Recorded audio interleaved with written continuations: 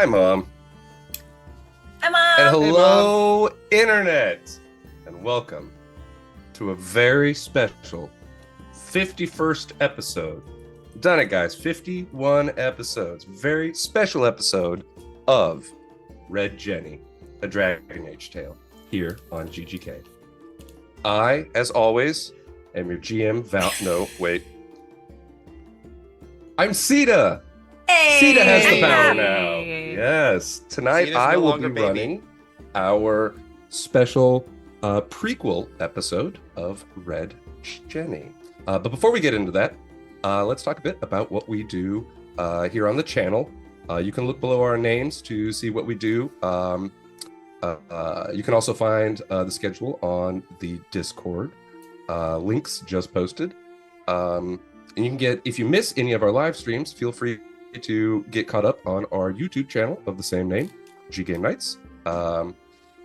And I have no idea what our next streams are because I don't do this normally. But there's more streams this week. Probably Saturday? Our next live morning? stream after this will be Saturday morning, because Yeah. Beyond Souls is currently bi-weekly. Yeah. Saturday morning and Saturday afternoon is Hearthstone happening this week. Okay, yeah, great. Join for the Strixhaven game and the Hearthstone game. They're really great. I'm there very often.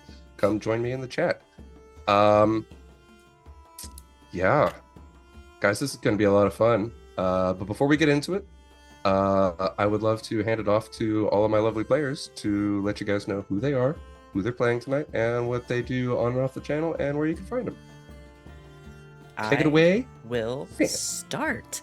Hi, everybody. I am Van. You can find me on the internets at Van But Wilder, pretty much wherever you can find people on the internets. Mostly I'm hanging out in the Discord and playing and running games here on this channel several times a week. You can also find me over on twitch.tv/hackrecklessly on Sunday nights playing Dungeons & Dragons, and I run the aforementioned Strixhaven game here on Saturday mornings. But tonight, I am playing Venehn, who is an elven rogue, and the, I think, youngest one of the party. That sounds right. That tracks. Yeah, I think Yeah. so. Yeah. I haven't seen Overlay. Am I next? You can be. It doesn't really Oh. matter today. Oh, okay, cool. I'll go. Hi, I'm Christina Sid. You can find me on the internets at GreekSid. I am here Mondays. Hello, you've caught me. And for the double features on Saturdays, tonight I am playing Yasmera. Yasmera is our Kunari rogue. And, well, I think she might be. No, Ziggy's probably older now, I guess. Who's It's Ziggy? Kat. She's the oldest one in the party. Great. It was that sigh of like, I guess. Yeah. Fine. No, it's been a while since Sid has had to put up with me as a storyteller. Yeah. See, fun fact: Sita was my first DM. Hey. Yeah. All right. Full circle. Thank you, Sid. Let's bring it over to our lovely Wally. What's up, y'all? It's me, Wally, your favorite non-binary sign best friend on the internet. You can find me on social media at WALLE132, just like Kilo Dizzy Robot. You can find me here Mondays and Saturdays playing games with all these wonderful people. You could also find me over at A Thorny Dryad every month playing Masks once a month. It's a lot of fun.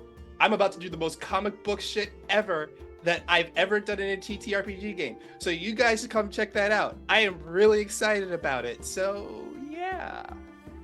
That's me.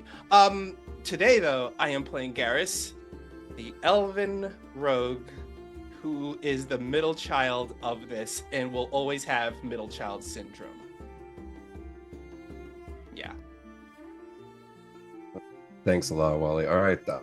That's me. Hi again, Mom. Look what I'm doing. Look at this. It's fun.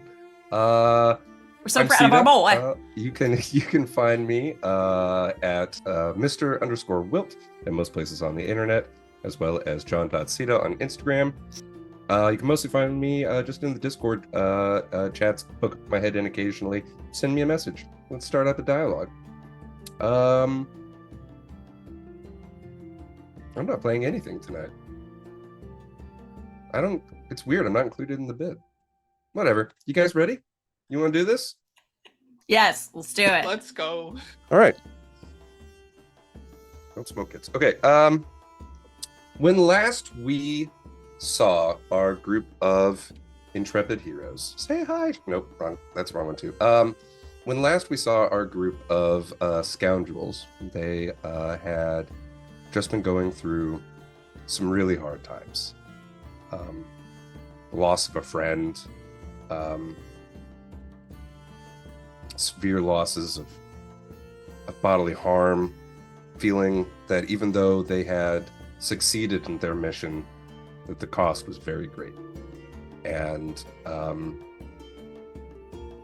after some time had passed and some emotions had been processed, the group, along with most of their ancillary friends, Asea and Lucia and Arlo, and I believe Wolf was there. Yaz, your dad, was there. My dad! And their new friend Ziggy, and everybody was sitting down, kind of regaling their exploits. And the question was asked, how did you guys meet? And as your minds are filled with a time a few years back, you begin to remember. But that is not where we begin today. Today, our game begins a handful of years prior to the initial exploits of the group that would come to be known as the Friends of Red Jenny.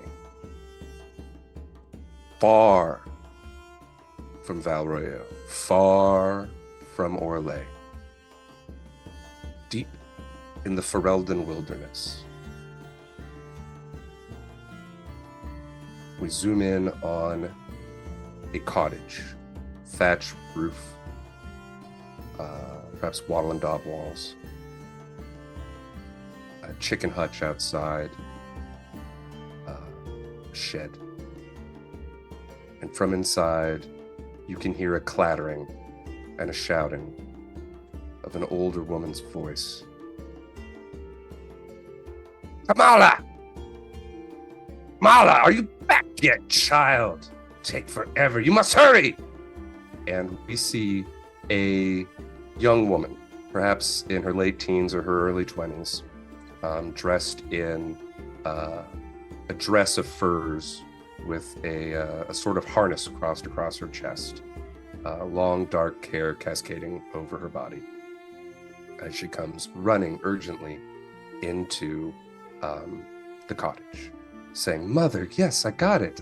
I don't understand what we need darkspawn. You don't need to know, darling."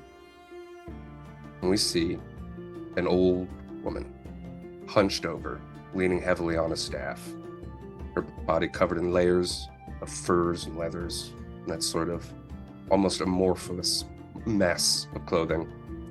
Her hair, steel gray, pulled back into braids, cascading down her back. And she snatches the flask from the young woman and says, "There are things that are afoot in this world, child, and I am the one that can see them. You need only do what I ask and watch and listen and learn." Well, how can I learn if you silence? As she says that, she's already grabbing a metal plate, sort of like almost like a serving tray with handles on it, but it's much heavier. Seems to be made of like a cast iron. And she, except the surface, the top of it, isn't porous like cast iron. It is smooth, reflective. And she sets it down on over sort of like a Bunsen burnery kind of situation. It's very obviously made for specific purpose. You've got 4 little small burners, and she sets that over the top of those and snaps her fingers, and the burners all alight. And as the metal sheet begins to heat up, she goes about the cottage, plucking herbs and grinding them in a mortar and pestle. You see the young woman watching intently. And the older woman pours the flask over this hot pan. And you see dark, black, viscous liquid pour out of it and sizzle and pop on this metal sheet, but it doesn't burn. It's boiling. And as she tosses the herbs, her ground composition of chemicals over the top of this, and she mutters some phrases and moves her hands over it, the bursts of this black liquid begin to accelerate and form together and take on shapes. And many things seem to pass through this. There are the faintest sounds of screams and clashing of steel as a battle. Tiny little figures form, crashing against each other. You see a structure begin to form. And you hear the shattering of glass and an almost imperceptible little blob falling from what appears to be a window. You see many other things flashing by, these all happening so quickly that they're almost imperceptible. And then she says, "Wait now, what is that?" She holds her hand just over this smoldering, the smoking, boiling liquid in danger of burning herself, and it holds in place.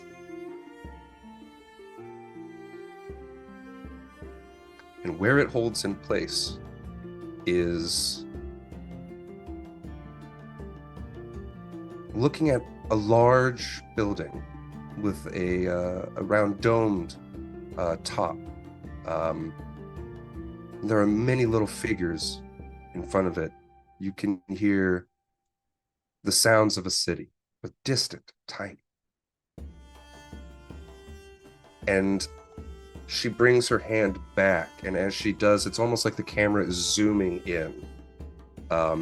The shape of the liquid changing to become more defined on the smaller details and lose more of the overall picture as the camera zooms in. And as we pass by for a moment, we can see the words Grand Royal Theater on the front. And as we pass a little lower, we see on the marquee, it says that it's showing a play of The Fasting of the Furious. And then it alights just a little bit lower on 2 figures standing directly in front of the front doors of this theater. They seem to be having an argument. Garas, could you describe for me the argument that you're having with your father in front of the theater? Oh boy. I think the argument we're having in front of this theater is we're having an argument about the fact that The Fasting of the Furious is a wonderful story that my father has a certain tie to, and we are arguing about the fact that the historical accuracy, that the fact that they didn't mention them in this movie is upsetting Garas. He's just going off like, "Father, this is obviously your story. I don't know why they are not keeping you involved in this. They didn't mention your name. They didn't mention anything you did. Why are you not upset about this? They're making the profiteering off of you. Are you done? I'm done. Let me just calm myself. Okay, I'm done. I appreciate what you're saying, but look, it is not important for me. Okay, I just want to go and I want to watch this with my son. Okay, you don't have to spoil everything. All right. It's just I'm just upset, Papa. This is just another example of the city just trying to besmirch your good name. My good name. Oh, my boy. My precious little boy. And he puts his arm as if he's to put it on your shoulder. But instead he smacks the back of your head. And he says, you have so much to learn about this city. If you want to live, you want to survive here, stop being so soft. Now, come on. Get the money pouch out. Pay for your old man's ticket. Goes to the ticket counter, pulls out some money, and puts it on the table, looks up at the ticket teller. Oh, hello. I would like 2 tickets for the Fasting and the Furious, the obvious story that is profiteering off of my father in horrible ways. And shut up, Garas. You see the lady at the ticket counter. She looks at you. She says, oh, of course. And then she looks down and she moves some of the coins, and a concerned expression washes over her face as she looks up at you and says, sir, I'm sorry. It seems that you're 2 crowns short. Really? And we're going to cut there. We're back in the cottage. And the old woman says, it's interesting. There's something, a thread. But why would this little unimportant elf matter so much? There's a connection here. And she reaches her hand and touches it to the frozen, the still liquid. And the tip of her finger touches and pulls it back, and a black thread comes with it. And she swirls it around a little bit, and it stays like almost like a liquid candy hardening in the air. And she says, another. And she wraps her hand around it and pushes it all back into the liquid, snaps her fingers again, the heat alights again, the liquid begins to bubble and boil. And now we see a ship. And on that ship, standing at the prow, 2 massive kunari, 1 male, 1 female. The female considerably larger. The male turns to her, and Null says, I put a lot of work in that city. It's almost a shame, you know? She turns to him and says, a shame? For what?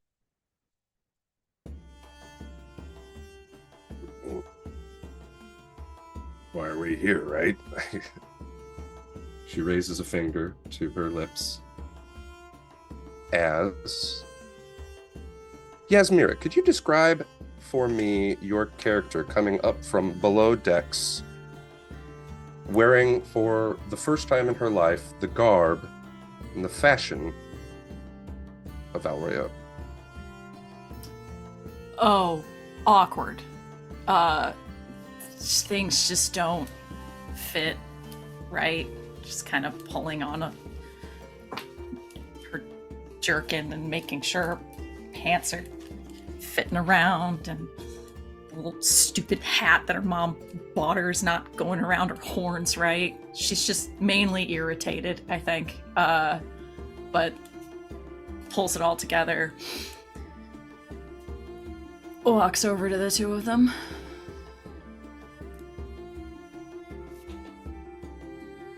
I hope you're not expecting a fashion show, because it's not going to happen.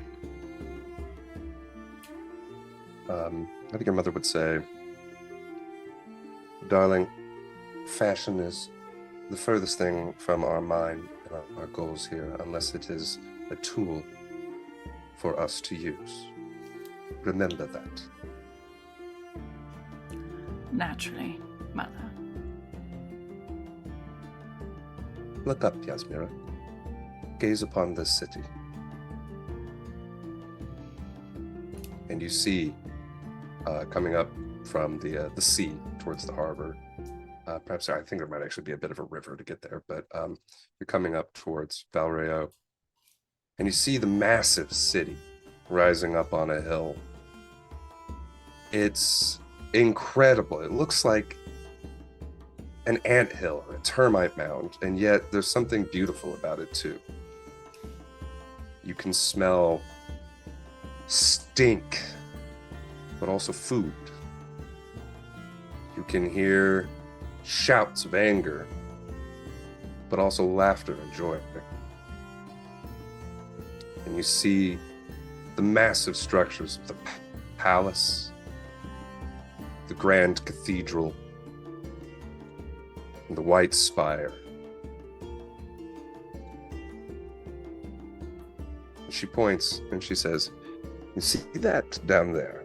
And she points towards another large building, a bit off to the side of the city. A large complex of buildings, in fact, with a very open courtyard. And she says, "That is the University of Orlais. That is going to be your home for the foreseeable future."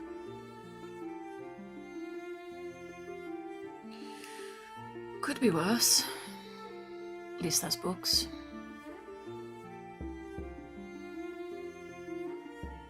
She nods.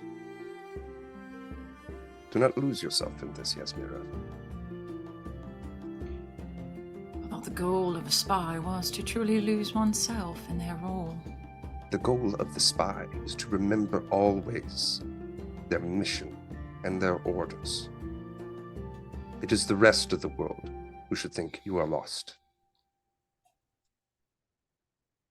And we're going to cut again as we bring it back. And the old woman now. Why would they be connected? And what would that be at? There must be more to it still. She puts her hands. No. There's something there, but I can't.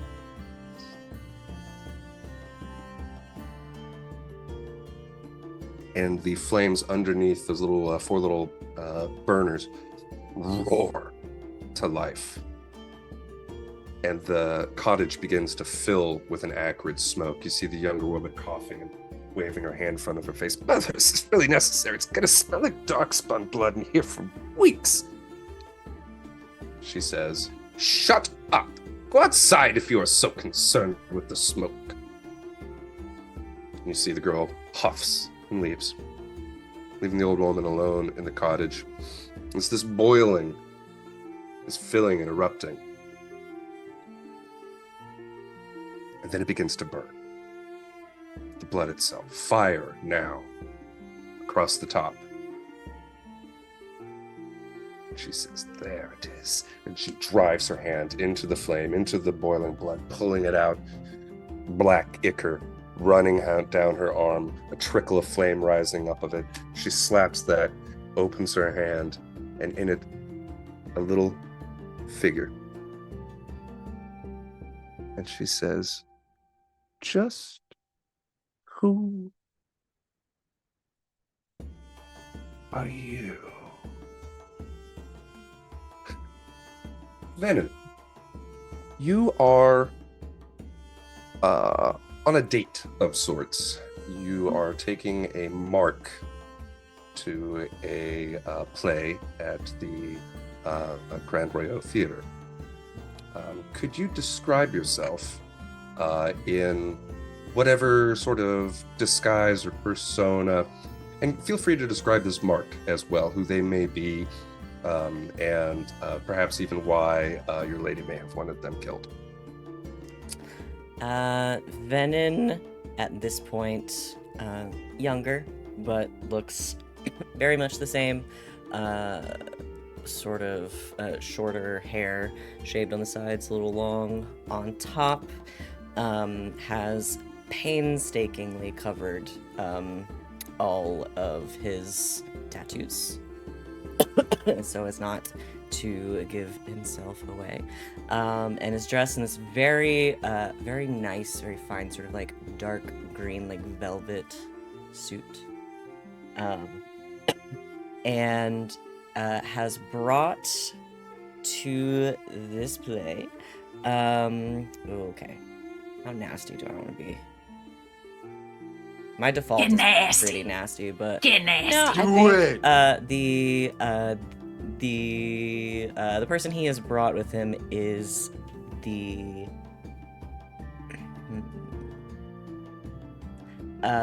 eldest son of one of the other noble families in Valroya, who Lady Richelieu has marked for death, because his younger brother, who would then take over being in charge of the family, is just wildly incompetent, and everybody knows it. So yeah, Venehn's been getting close to him to ultimately Destabilize the family line. yes. Take out the actual heir, so that the one who becomes heir is an idiot. Yes. Okay. I've been reading too many YA books. Okay. I love that. That's wonderful. And I so won't name as- him because I do bad at names. That's fine. Joshua. The perfectly normal name. Yep. Joshua. Josh apostrophe WAH. Yes. Okay. Joshua. Well, I can't. Yep. You guys just keep saying Joshua, so it's Joshua. It's Joshua now. um, How does it feel to be on the other side of it? It's raw. You Let's forgot go you were with, gonna have to DM me today. Lord Joshua Legrand. Oh, that's nice. That's It's good. Yeah. And let's say he's walking. Is this like a romantic date, or is this like Oh, definitely. Okay. So I think having you guys have just left perhaps the Plaza de Rose or the Summer Bazaar or something, where you had caught a little bit of a pre-gamey drink. Not enough to get tanked, but there's a little bit of a light buzz. You can tell that Lord Legrand is kind of relaxed a little bit. He's walking beside you, arm in arm, in a comfortable manner, with a cane. He doesn't seem to need it. It's just a fashion statement. And he is laughing at a joke that you just told. Oh, you are a cad. And as he says that, you look ahead and you see Garas. Now, I'm going to leave it to you guys whether you have met or not at this point. I will say that I think if you have met, it's still a relatively new, tentative kind of friendship. So Garas and Venehn had met once before, several years ago, when they were very young.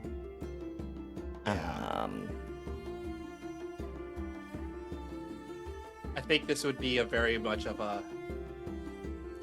Is this before Garas knows that Venehn has come back to Valrio to like live? I think this is like a day after. Like legit. He just found out like he yesterday. just found out like yesterday. Great. Yeah. I love that. My friend from camp lives here now. Yay! Why is Yeah, one and of I his think- arms longer than the other? Don't ask. Don't ask. don't We know. don't ask. You don't know yet. I love it. All right, so yeah, Venehn, as you're approaching, you can see your old friend Garas frantically patting down his pockets, his old man or his father standing behind him going, can't even afford to take the old man to the theater. You invite me to the theater. You don't have enough money for the I theater. did this out of the goodness of my heart. That was not going to... The goodness of your heart, you didn't bring enough money for the tickets. It doesn't mean squat, does it, Garas? I know I had the two extra coins beforehand, and his eyes glance over to Venehn, and they do that moment of like,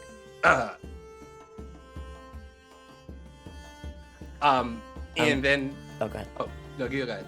I'm gonna pretend like I lock eyes with Garas for a second, hearing what the conversation's about. I think this might be the moment where they become actual friends. Because what Venehn is gonna do is gonna like start telling some other like raunchy story or something that the nobles love it when he tells, because social conventions. So I'm gonna pretend like I'm not paying attention and like shoulder into Garas and just stick some coins in his jacket pocket. I think because Garas has like a history with this, like with doing pickpocketing, there's that moment of like, what? Oh, and just kind of like looks over at them as they walk by, and he just reaches into his pocket, like, see, father, I told you, I had 2 extra coins right here. And he still locks eyes with his dad as he slides the money over. I'm just like walking away with this rich idiot, like, oh, I'm so sorry. Yeah, you see Legrand like flashes a couple of tickets at the lady at the counter as it just walks on in. Like, Garas, your father, says, oh, great, he's got enough money. He's got his money scattered in multiple pockets. Well, that means, you know, in case I ever find this jacket later on, it's for future Garas. It's a little surprise from past Garas. What it means is that a pickpocket can't pick all your pockets. Can't get all of it. Duh, Dad. Yeah. Dad. I'm not a tourist, Dad. It's not called a pick pockets. Okay. I don't know where these other voices are coming from, but they're correct. 2 pigeons fly away. You know what? I don't care. I am just happy I get to enjoy this play with my son. Thank you. Come on, get us. Yes, but you have to pay for the drinks, and he heads inside. I love it. Get his ass. Yeah, Dad. All right. Come on, Dad. Let me get a soda pep. I want a Shasta. Dad, I want a Shasta, Dad. As if they have any tab, I want Dad. a soda I pep. want a Shasta. I want me some Bossy Cola and some Prego. We are going to cut ahead in time a little bit.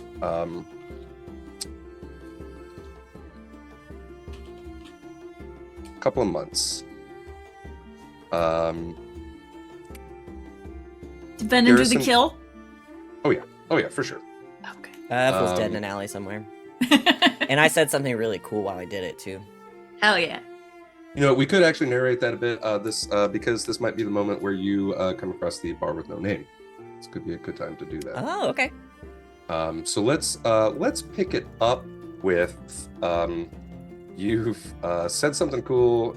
You feel free to say whatever cool liner if you've got one. You killed the dude. I think Garas, your dad, his leg started bothering him a bit during intermission. So about halfway past intermission, you know, the story's starting to wrap up a little bit. He goes, I know how this ends anyway. I'm going to meet you back at the house. You're muted.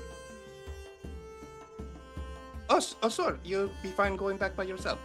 I can take care of myself. I should be asking you that. I'll be fine, Papa. I'm Yeah. quick on my feet. Yeah, quick something. Just take care of yourself. Have some fun. Okay, I'll be fine. You go enjoy yourself. All right, so he leaves off. As you're leaving the theater, you're on your way home. You're not very far away, and that's when you hear the streets have kind of cleared out a bit. This is, the theater is empty. People are pouring out in all sorts of directions, but your path home is taking you a little bit away kind of a dark, scary place, kind of a place that someone might be getting murdered in.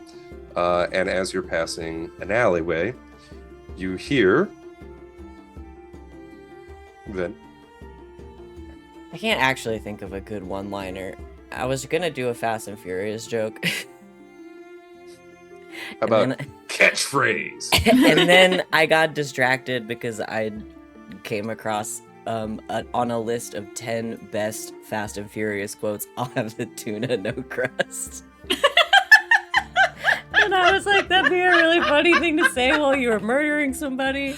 Be And amazing. then the one right after that was, if we have to, we'll import parts, we'll just get parts from Japan. And I'm like, these aren't very good quotes, you guys. So yeah, I think, I don't think it's some like pithy one-liner. I think like he doesn't hate the guy. It's just like, it's really just Yeah. like, it's nothing personal.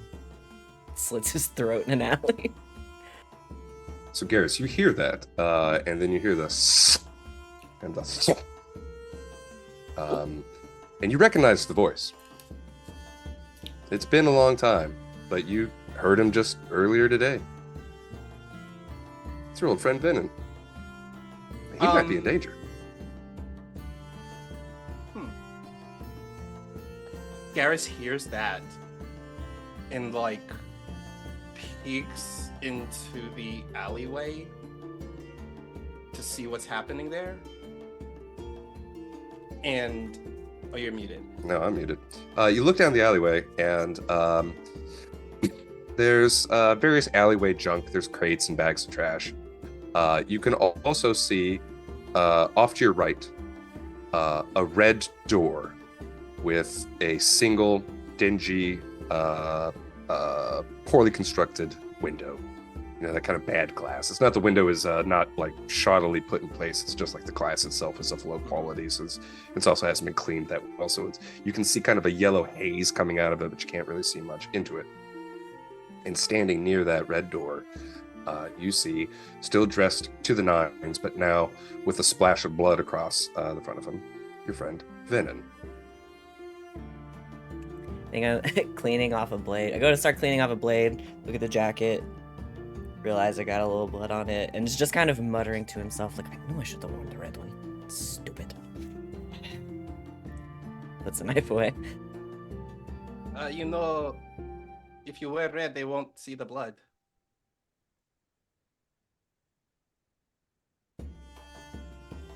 Just turns. What are you doing here? I was walking home. What are you doing here?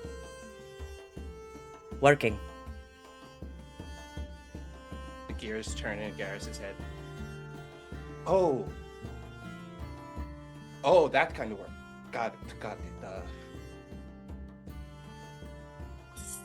Wow.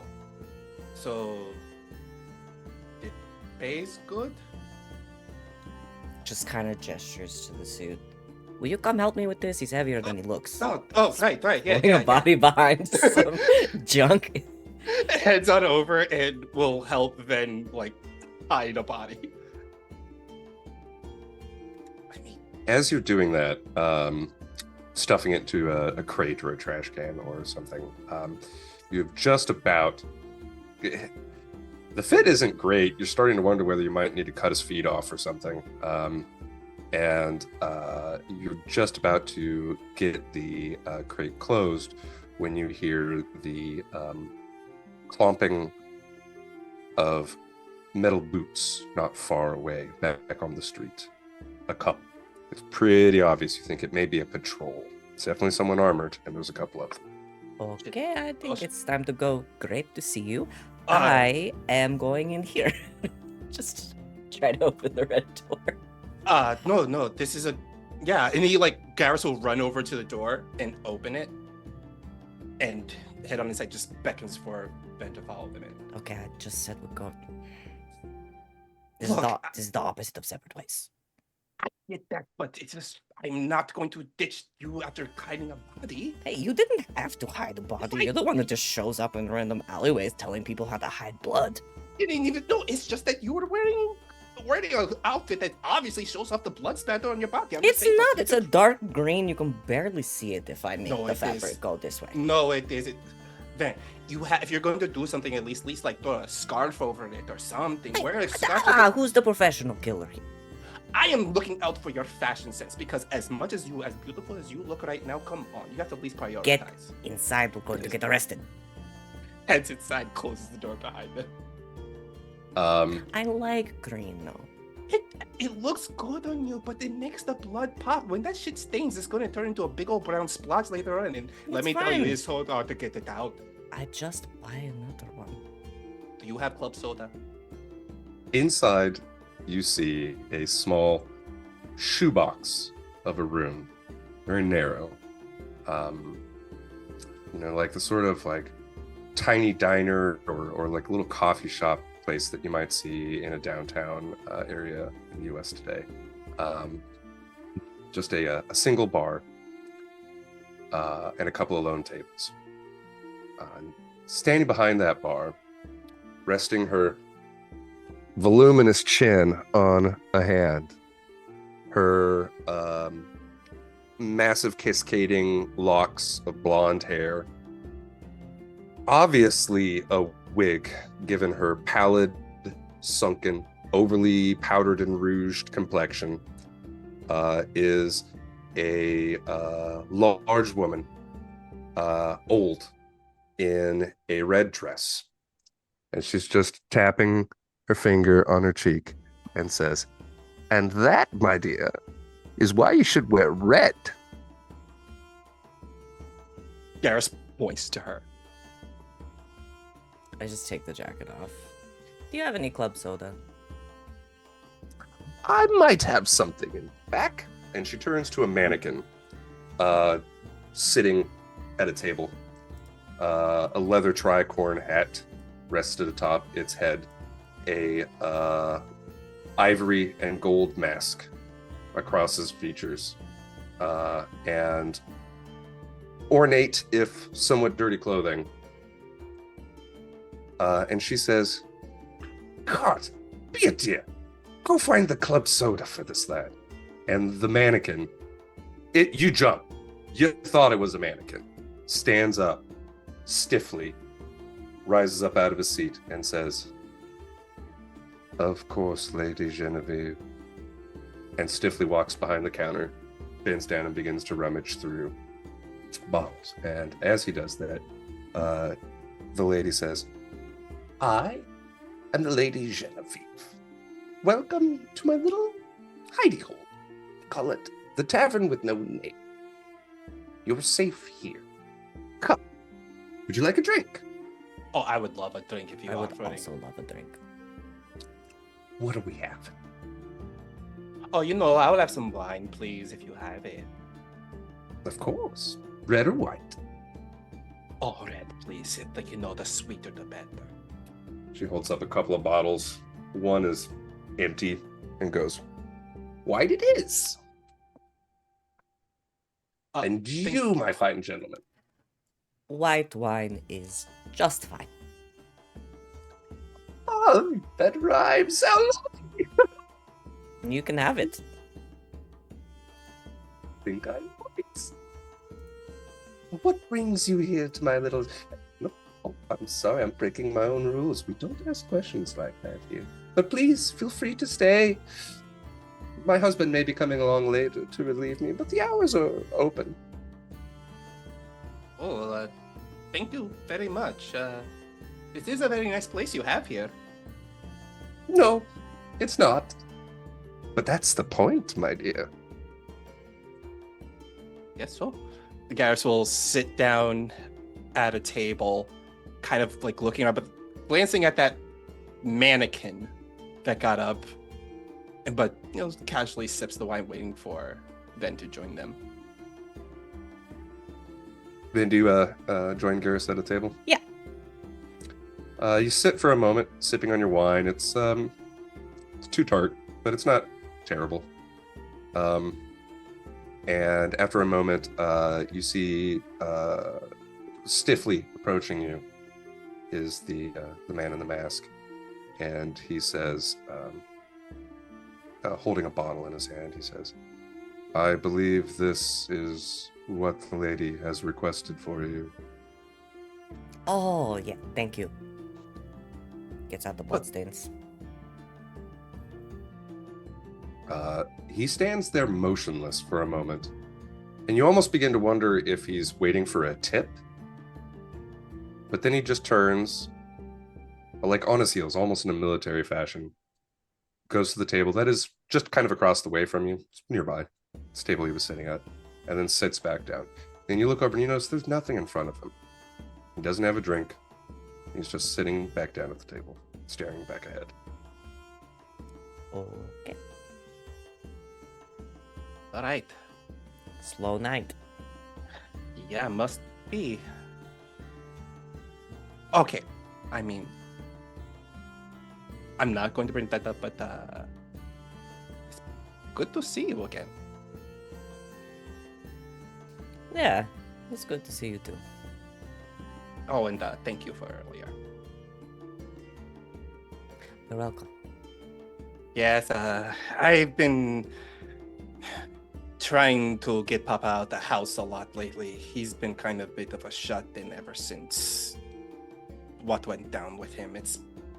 He says he's okay, but he's been moping around. So I figured maybe a nice trip to the theater will make him happy. Then they saw that stupid play that is profiteering off of his name. It's really good though. I know, that's the problem. I have to hate watch it. You Because could just watch it. It's good. It really is. It's just not fair. There's so many things in this city that just aren't fair, honestly. We live in a society. So, how did you get tied up in this? That is a really long story. Well, you can tell me if you want to. It's We got also time. a really sad story, so maybe not. Oh, yeah. I don't think a really sad story would be the best one too. Wine and Sad. sad stories, do not mix them. That's Oh bad. no. It's bad. It's worse than drinking beer before liquor. Do not do it. Yeah, that's very true. So, I mean, I know you're doing that, but would you be interested in maybe helping me out with something every now and then? Is this a work thing or a date thing? Oh no, a work thing. Oh, That's okay. it. Yeah, this is a work thing because I'm trying to, I've been trying to get into fleecing, the rich and the wealthy for all they have. It's been just doing little things, fraud stuff. But I want to try to step up my game a bit. But I need a partner. I need at least a second. I don't do second. What do you mean? I will be full partner. I'm not going to be somebody's second. Okay, you will be my partner if that's what you want. Because I really need help. I mean, it depends on the jobs. What kind of jobs are you doing? You said you were doing fraud, but that's already kind of hard. It is super hard. You're doing like B&Es or like what? Oh yeah, I mean, I was thinking about doing break-in and entry, but I just don't have B&Es are so fun. Really, I was always thought that they would be exciting and everything.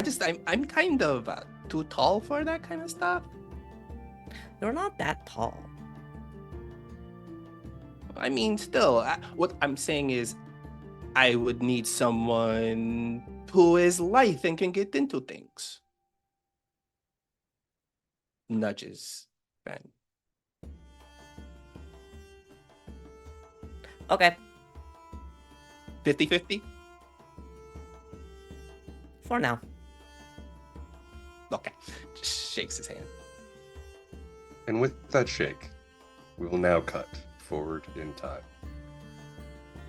Back at the cottage, the old woman manipulating more of this black ichor, digging through time, scanning through your burgeoning friendship, seeing your early couple of months at the university and the awkwardness and uncomfortableness being the only Kunari there. And it is with you that we will start. Again, Yasmera, we come back to you. You're in the library. Naturally. It's the only place that feels safe, really. I mean, you know your skills. You were taught to be Ben Hoswith. You doubt there are any of these bumbling children of bumbling lords at this university have any threat to you. But for the first time in your life, the words of people who are not your mother, they cut and they hurt. Children can be cruel. Mm-hmm. And so you, I would imagine, tend to prefer some of those quieter, more remote little nooks of a library. You know, that chair that's back in the corner between a couple of aisles that, you know, it's some boring area on agriculture or something nobody really goes It's up. prime people watching, but you can hide out in the shadows and not be bothered. Hey, don't become the wine queen without knowing something about agriculture, okay? Mm-hmm. Yeah, Yeah. True. that's real. Yeah. It's true. And it is, you are perusing a book, perhaps kind of scanning some of the people. It's later in the evening. Most of the students have gone home, but you're quite a perfectionist, so your grades are always going to be the best. They can talk shit to me, but I'll see them in the final papers. You feel a meaty hand on your shoulder, and before you can react, you hear a voice say, "You shouldn't let people sneak up on you like that." Hand was already on the dagger, hidden in her jacket. Do I recognize the voice? It's Null.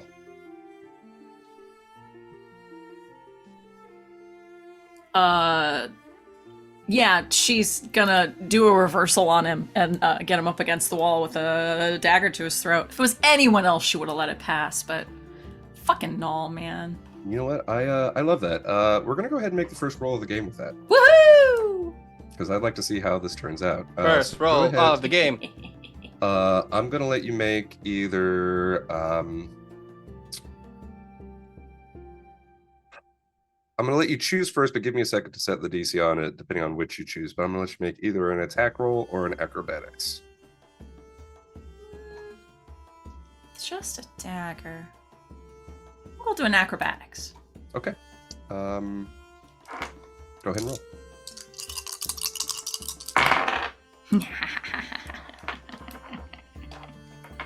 Oh, I'm gonna kill Null retroactively.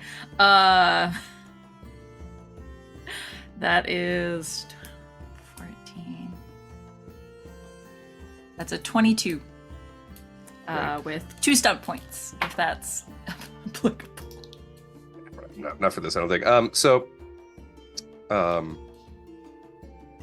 He says you shouldn't let people sneak up on you like that. You've got your hand on your dagger, and he begins to say, "Your mother would be disappointed," and you flip. Would you like to describe for us how this reversal happens? So you're seated in a chair. He's behind you and just a little bit to your right, standing with his hand on your shoulder. So she will, within the blink of an eye, just juke to the left out of his hand and then just push forward, like I'm imagining like seated with, like by a desk here, and just push him up against the desk and just like armbar and knife to the throat. What was that about my mother? Who do you take orders from, Yasmera? Not you. So what do you want? Here to pass on orders from your mother. Well, why didn't you say so? Puts the dagger away, takes a step back.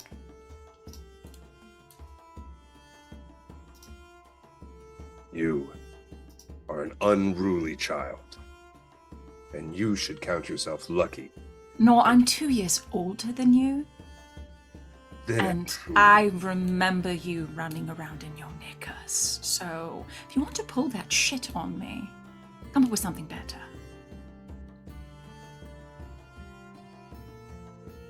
You had orders? Sits down on the desk. All right, smart mouth. Let's see if your brain is as quick. In My your professors time would here, tell me. would you like to hear what your mother has for you to do?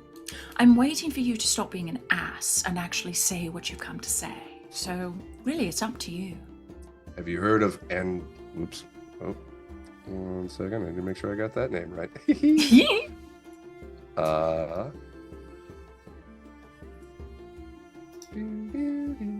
Yep, there we go.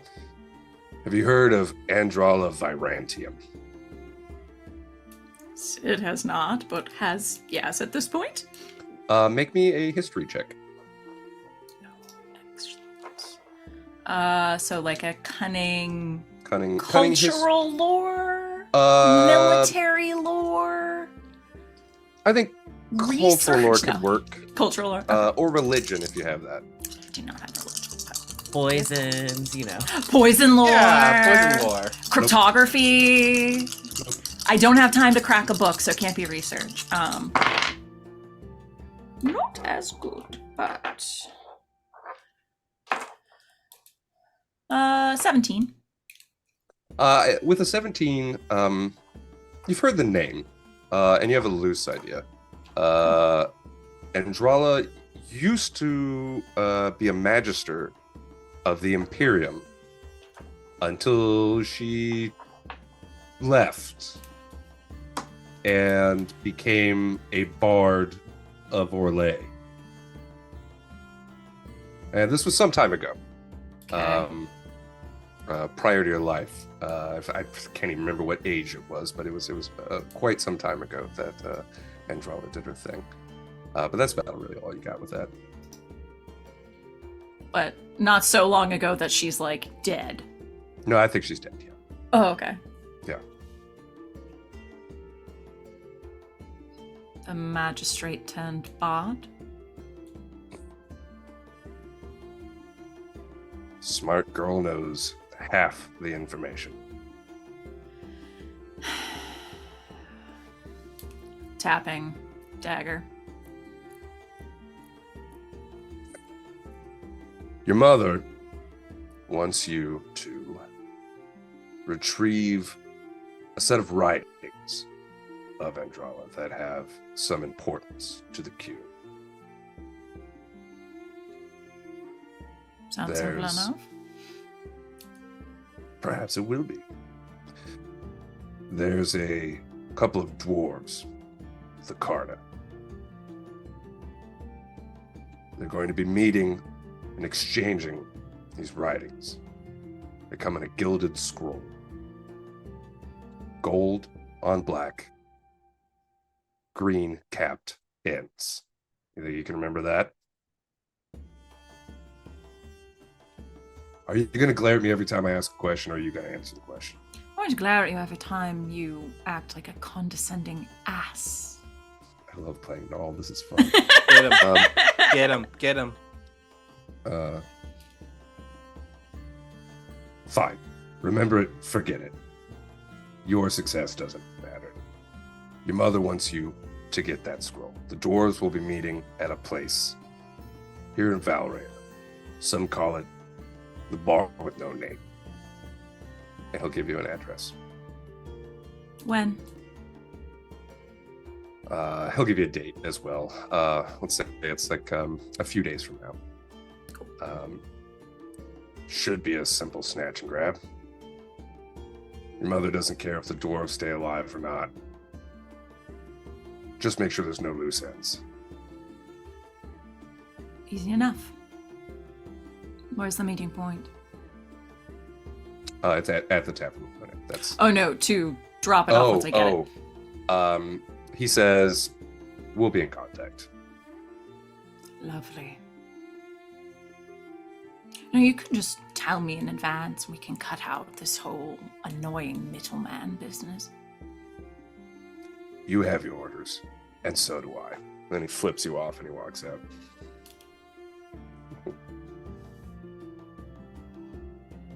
Yeah, that was fun. And I think... Fucking hate that guy. Let's see here. It is about 10 after. I think we're going to go ahead and do our break here to make sure that we have good pacing for the rest of it. So, for those of you at home, thank you for joining us. We're going to take a short break. Get up, stretch your legs, have a glass of water, make sacrifices to the Dark Lord. Whatever, you do the same yourself. You're the Dark Lord, though. Like, if anyone can't see the Zoom window just says your new god. The power already went to his head. Anyway, go have fun. Meet us back here in 10, 15, 20 minutes, whatever. We're going to take our time. We'll try to make it quick. We'll be back. Please join us when we get back. Welcome back, Internet. We're back. And so is Nabbit. Yes. What? Guess what? Guess what? All right. Yep. Val, you're a fucking trooper, man. I don't know how you put... I only have 3 of us. You got to deal with all 4 of us at once. That's nuts. All right. Let's do this, guys. Y'all ready? Okay. We're going to return.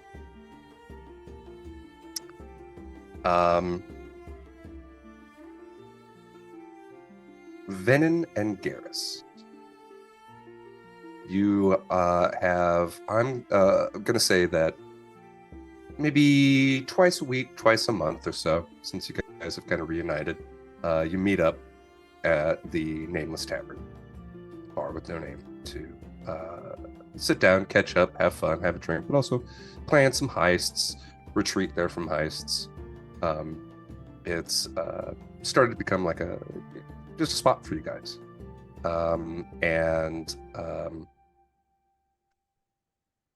You're there one day.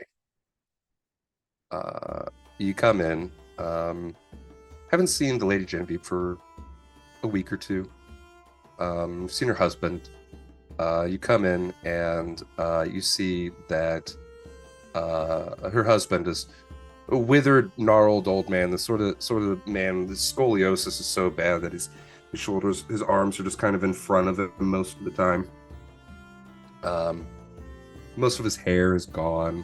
His skin is very almost gray, covered in wrinkles. He still carries himself as best he can with an air of aristocracy.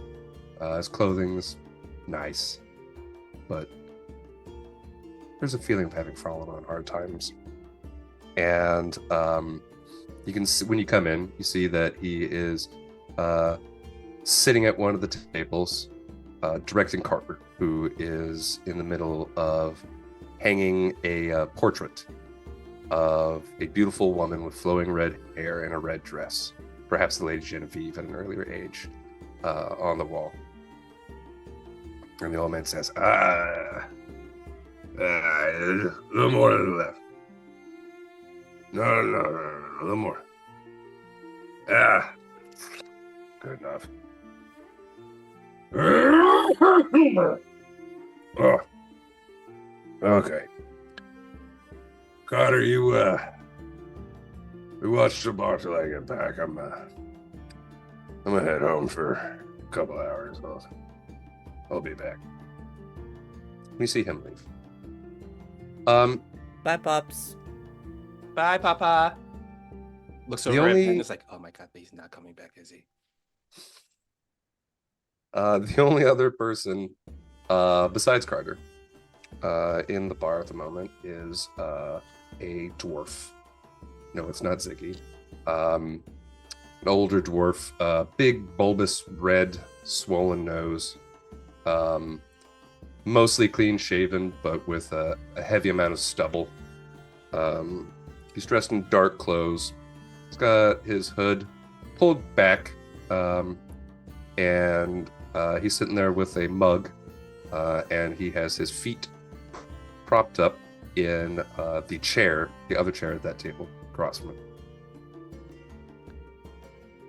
Yasmera, it is that day. The day! And it is approaching the time, you think. This is the day where you're supposed to go intercept the writings of Andrala of Vendraba. Yes. Vangerberg. Vangerberg. Yennefer Vangerberg. Yep. That one. Yep. And you enter the bar at this point. It's your first time here. And you enter in, and you see somebody dressed a statue and set it behind the bar. You scan your eyes, scan over, and you see there's a couple of elves who are seated at a table, seem to be enjoying themselves, chatting pleasantly. And then you see one of the marks. And you were told there was going to be 2 dwarves. You see 1 dwarf. Can I ask a question? Please. How long has it been since me and Garas' initial encounter here? X number of months. Great, several months. How weird is it for other people to be in here normally? Depends on the time of day. It's not like a bustling place by any means. It's pretty common for it to be entirely empty, and it's not uncommon for there to be a few other people. It's never packed. Oh, okay. But it's not weird for there to be If like, a one other bachelorette guy. showed up, we'd be like, what the hell? But okay. Okay. Yeah, so it's not weird for there to be like one other guy in here. We just be like, oh, hey, yep, okay. All right. Yeah. And there's no bar seats at the bar. It's not really big enough for that. So sometimes people just do a little bit of standing room. There's really only 2 tables, one being occupied by the elves and the other being by you guys, and one being occupied by the dwarf. Gotcha. Thank you. I guess Yaz goes to stand at the bar. She brought a book. She's a student. And her plan was to come in and sit at a table and watch her mark. Improvising a little, standing room only, go to the bar, open up her book, look around for the bartender. We have a very important decision to make, Wally. We do. We really do. Is Yaz hot? Yes, I was just about to ask that. So, Garas looks over at Yaz, then looks at Venn, leans over to Venn and like says in a little hushed tone, "She is way too hot to be in here." Right? Like, one, she has a book and she's a smoke show. They don't come into places like this. That's like 10 out of 10. Easy. Right? That's like 10 out of 10. I wouldn't mind bringing you home to dad on the first day. It's actually I'd let her help me with my so math homework.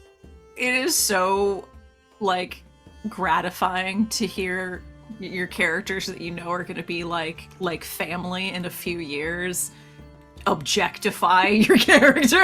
Yeah, we first don't meeting. do It's this like, anymore. No. It's really sweet. Like it should be awful and appalling, but it's like heartwarming. But in a you way. know Anyway. them. You know they mean Yeah. well. I Yeah. know. Maybe great. well, you know in the future they will In the mean future, well. they will. Mhm. No, that's what I'm saying. It's heartwarming. I'm not really. joking. I'd let her help me with my math. No, I would actually go to class just to sit next to her. Right? I would drop a pen just so I could reach down at the same time to pick it up. Oh my god, I'm just like touch one Okay. with our fingers. Oh my god, imagine So- if you're running to school one day and you had a piece of toast in your mouth and you ran around the corner, then you bumped into each other. You both fell backwards. You're like, oh my god, senpai, I can't believe you knocked into me. And then she Oh reaches down and my grabs her. Right. God. Oh. Do you think Okay. she has horn-rimmed glasses? At this point, she can hear you. It's Seriously. a small enough place. Like, yes, it started off kind of like hush, and you're like, oh, okay, they're talking, and then you can see the one of the elves, the one with the eye patch, starts getting really loud and is talking, and the other one is like glancing over his shoulder at you. You've never really had this experience, No. so it gives like a little bit of a flash. Well, and let me ask you: do you think that it feels like you're being hit on, or are you afraid that they're talking shit about you? I don't think she's had much personal experience of being hit on, just given her.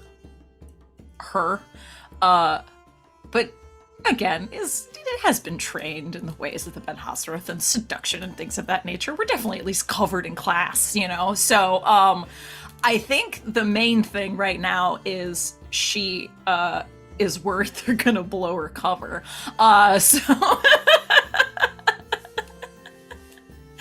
But does hear the bit about the horn-rimmed glasses, and so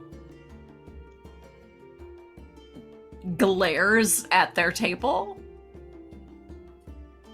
pulls a pair of reading glasses out of her pocket, puts them on, and turns back to her book. Garas just shakes Venn really hard. I mean, What is she drinking? What's she drinking? what's this?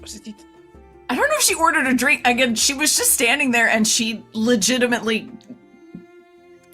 He's so still. Oh, this is the perfect opportunity. Yeah. I know the bartender. And she thinks he's a mannequin still. I'm gonna walk up to the bar. You haven't addressed him, and he's just sort of standing there holding a glass with the rag in it, but he's not even moving. The glass is clean. It's old Carter, man. His brain don't work so good. This is perfect. Okay. I'm gonna walk up to the bar. This Incredible. is embarrassing. I'm giving So myself secondhand embarrassment somehow. And I'm so embarrassed for you right now, dude. You're about to get punted across the bar. Oh, you think you're gonna feel bad? I'm gonna do even worse. I'm gonna get punted into you. I'm gonna walk up to the bar. You know he doesn't bite. You can order whenever you want. I'm sorry, who? He blinks. Oh, gods. Would you like My- a glass of wine? Apologies. Yes. Yes, please. He turns to you, Venehn, and says, "Thank you, Sarah. I was lost in my thoughts. It happens, buddy. Don't worry about it. Your name? Venehn? Venehn. I am Andrus. You're Carter. Please call me Carter. Welcome." He turns back to you, Yasmera. "Welcome. The owner is not here at the moment. I am taking his place for a time. Please allow me to pour you a glass of wine." At that point, Garas gets up and Thank you. leans back against the bar next to Yasmera and drops down a couple of coins on the bar. And I'll cover the first round for all three of us. Oh, I really want to do a bit where you don't have enough money. I'm gonna leave it alone on that one. Don't worry, I do. Can Yaz do a perception check to make sure she's not being pickpocketed right now? Because that's where her mind goes right now. It's just Look, she's been surrounded on both sides. I am not going to defend, say Garas and Venn don't have street urchin vibes when they walk up to you. Yeah, let's They do. do, but my hands are firmly kept to myself. Yeah, Same. let's do a She's twice my seeing size. or an empathy. I'll do an empathy. That sounds more interesting. And more like, to be like, what the fuck what are they doing? It's literally, what do you want? What do you want? A 19. Okay. Yeah, with a 19, Just You don't two get the idiots. impression that you're being pickpocketed right now, or these guys are both very close to you, but you can see their hands. With that empathy, though, you do get the impression they're very interested in you.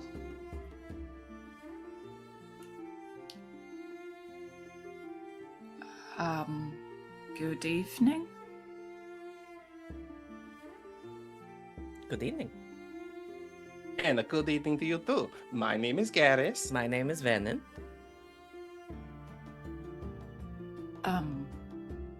Yasmera?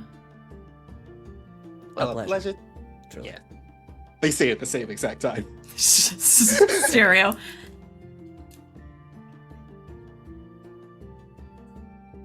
So, do you work here, or? Work? No, I wouldn't call it work or anything. We are more just frequent patrons at this place. No, we come here after work a lot. Oh yeah, that's very true. Definitely our after work hangout. What brings you to the bar with no name? A recommendation from a friend. Really? From a friend. It's very out of the way. I know this is definitely not like a 5-star spot, but I would give it 5 stars. oh, I would totally give it 5 stars. But you know the general public, they don't care. No. Snobs. Mm-hmm. I think just throughout the conversation, as they go throughout their patter, she tries to interject, but is just a little bewildered and stops herself and just lets them talk. So what are you reading? The history of all Legion architecture. Does it have the word buttresses in it? Yes. Yes. It's Buttresses. a fun one to say. Just say it. Say it then. Say it. Buttresses. No. Say it then. No. There are even flying ones, if that's something you're interested in. So you're telling me that royalty likes to put flying buttresses on their palaces? You need to go sit down. You're causing a problem. Say the word. No, Say it. you're causing Say a it. problem. And specifically, you're causing me a problem. Go sit down. Turns their back to them and sips their drink. He thinks he's very funny. I'm hilarious. He thinks he's very funny. I noticed. So, you're regulars. Is that sort of how most people are here? Not many newcomers, I'm guessing. Oh, the odd man out every now and then, but it's generally the same crowd. What about that one over there? References the dwarf. When Yasmera says that, I would like to do a perception. If I could do a check, give that guy an ocular pat down kind of thing. We're Yeah, diving go in. ahead and roll me a perception ocular pat down. Have we? We've never seen that guy before, yeah? Yeah. No, I don't think you have. But that's also not very common. There's a couple of other regulars maybe that you know, but most of the people that come to the bar, it's usually for a one-time thing. Gotcha. Ooh. I got a 15 with 2 stunt points. And what was it? Just a blanket perception, or did you Blanket use perception. Okay.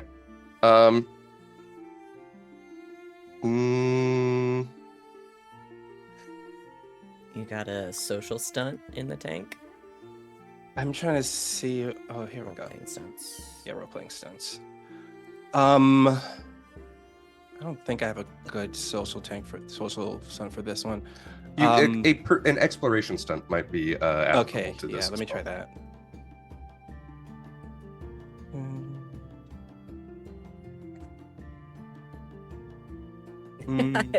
I like the idea. This is nothing, it's just me doing a bit, but I like the idea of looking at a person and doing a visual sort of thing and then applying speedy search to that. So it's okay.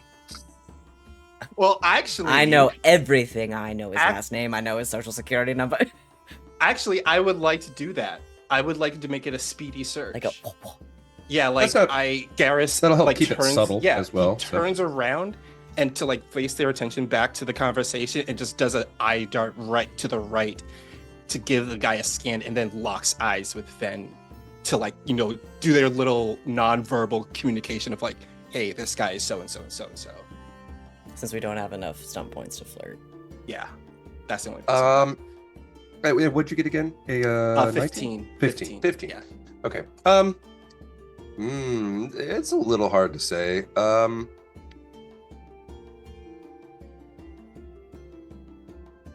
He's dressed simply. Is he packing? The colors are dark, huh? Is he packing? Yeah, he does have let's say an axe hanging from his belt. He's got his legs kind of propped up, like I said, and he's got an axe here off to his side. And he's just got his hand not grasping the hilt of it, but just sort of loosely resting on it. But yeah, you don't really pick up anything else other than that. I kind of like flash Venn a look saying, that guy on there is kind of on guard for someone just enjoying a drink. And then I sip my drink. I'll lean up on the bar, just lower the voice just a little bit, so that I'm not shouting throughout the entire establishment. No. Don't know that one. It's not, uncommon for the people who come in here to be armed, but, his hand's a little close to his axe for my liking. Interesting. Why? Friend of yours? Ex? Before you have a chance to respond, the door opens, and another dwarf comes in. This one younger. And as he enters, he has a bit of a stumble. And he kind of brushes past you guys a little bit and says, excuse me, order a drink. He puts down a couple of coins, gets a mug of ale, and he limps a bit. Go ahead and everybody make me another set of perceptions. Seeing, empathy could work for this. That is a 15 again, but I got 6 stun points out of it. Ooh. I'll do empathy again because that's always interesting. And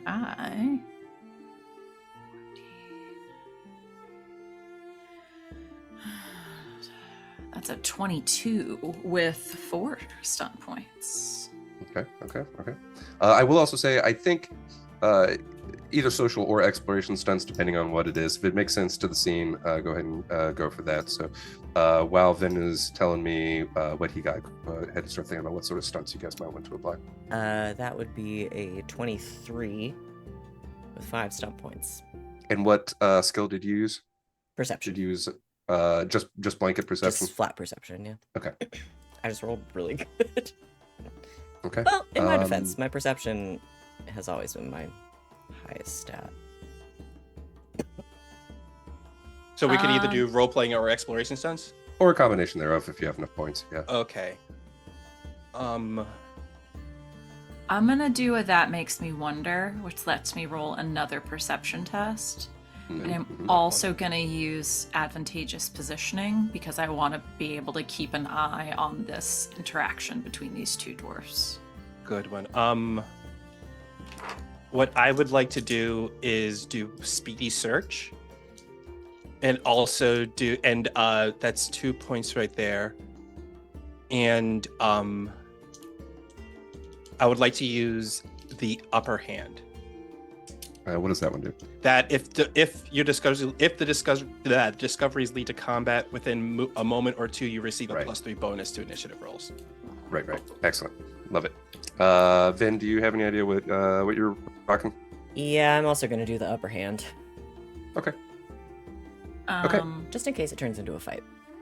Can I have my other perception test for that makes me wonder be perception hearing as this guy goes over to chat with the other dwarf?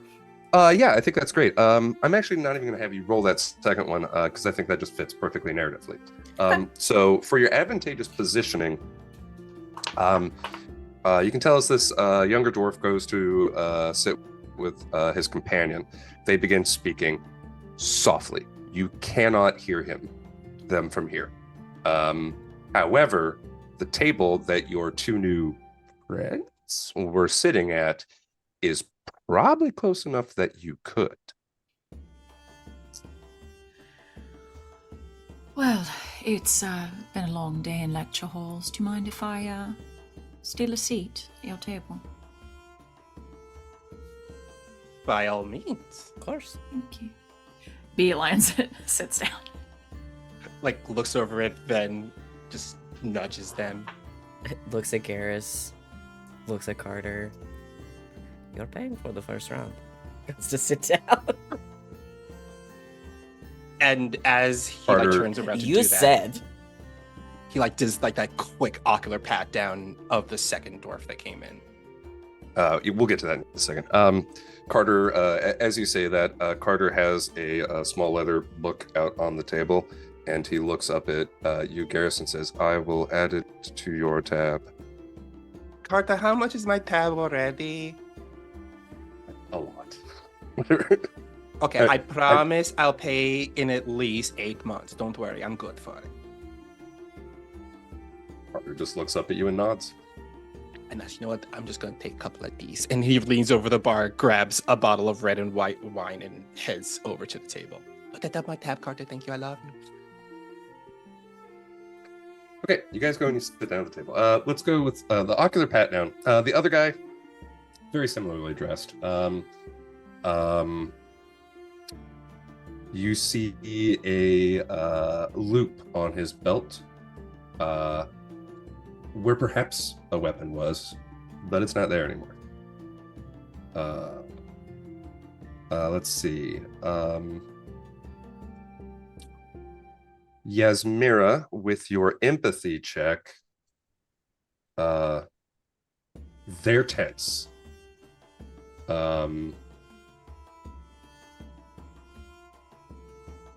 You get the impression from the limping nature. You also might catch there's a bit of bruising on this younger guy's face. You get the impression that something may have gone wrong.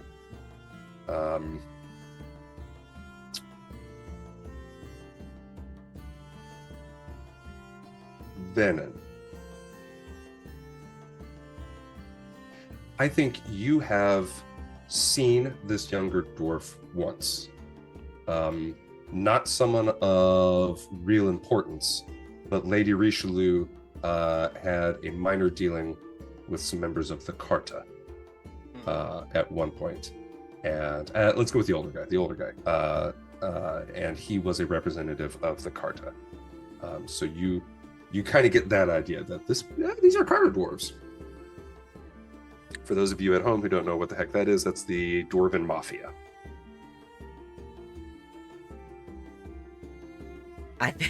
The light bulb goes off, I think, as a couple of pieces come together. Yasmera, very quietly.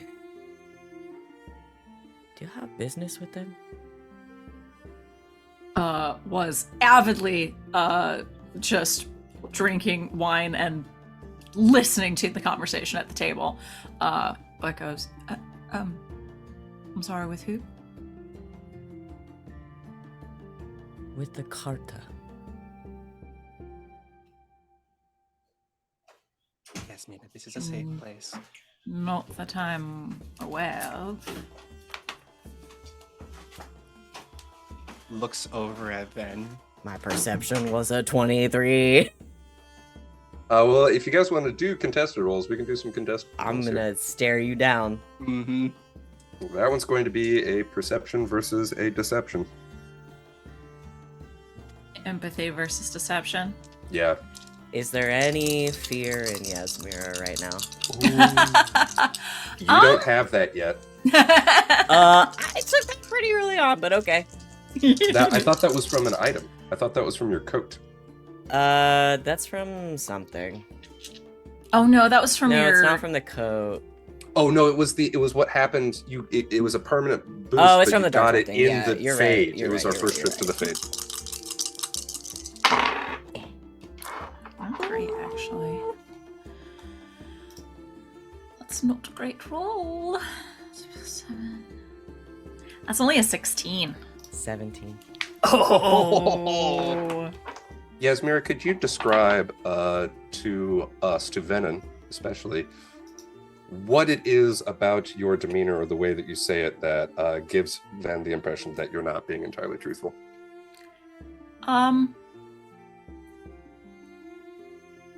I think it's probably.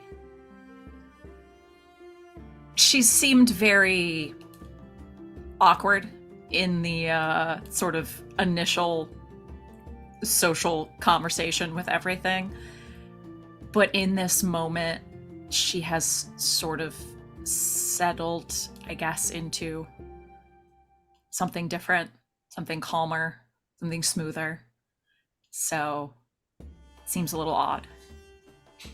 Would it be out of league for me to say that Venn perhaps gets a hint that there's a professionalism to you, that She's this is working. a job?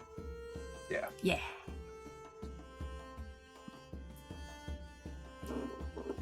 You hear the dwarves whispering back and forth to each other.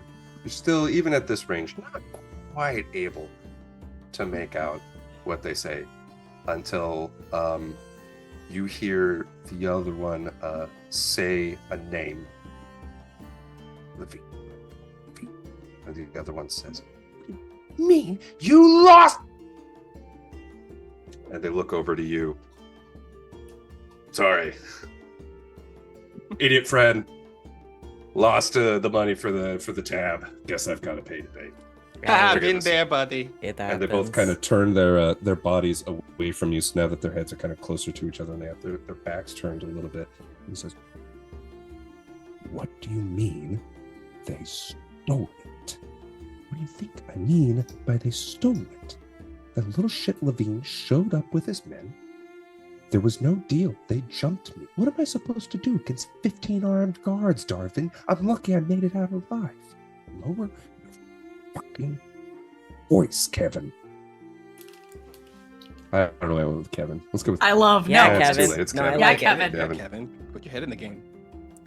I am gonna turn to Yasmera, sort of lean over, very softly, just like looking like I'm like asking her to show me something interesting in her book. Yes, if I may.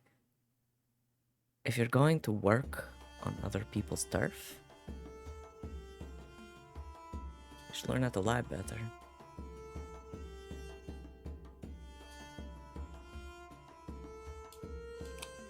Wasn't aware it was spoken for.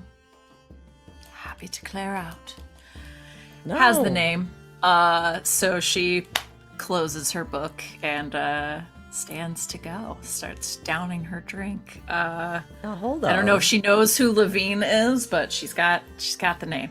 Sit down, sit down. No, just no. Let's hold on a sec. Don't mean to step on any toes. This is Valrio. Everything and everyone are spoken for. If you want to be the one speaking for turf, though, have a seat.